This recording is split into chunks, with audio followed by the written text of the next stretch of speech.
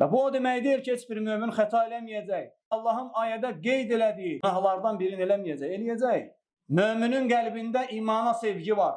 İmanla qəlbi nurlanır. Allaha itaətlə, ibadətlə, əmirləri yerinə yetirib, qadağalarından çəkinməklə mömin izzət tapır və qəlbi nurlanır. Lakin Allahın rəhmətidir ki, Allah Teala bunun əksi olan fasiqliyi də elə eləyib ki, mömin sevmir. Möminin qəlbi təmizdir, fasiqlikdən uzaqdır. Küfürdən uzaqdır, asilikdən uzaqdır mömin. Ne üçün? Çünki Allah Teala onu sevmir.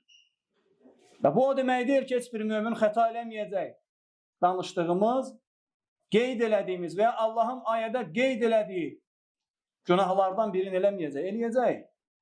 Lakin edəndən sonra qəlbində peşmançılıq var ki, kimə qarşı onu elədin? Çünki Allah Teala buyurur ki: "Vellezine iza fa'alu fahişatan aw zalamu anfusahum zakarullaha fastaghfiru li zunubihim." O kəslər ki, bir pis iş görəndə, fahiş bir əməl edəndə Allah onların yadına düşür. Sonra günahlarından bağışlanma eləyir. "Və lem yusirru." Allah Teala'daki günahları Allah'tan başka bağışlayan mı var? وَلَمْ يُسِرُّوا عَلَى مَا فَعَلُوا وَهُمْ يَعْلَمُونَ. Mümin insanlar günahların üzerinde bilərekdən ısrarlı olmazlar. Çünkü iman günaha karşı onda ikrah oyadır.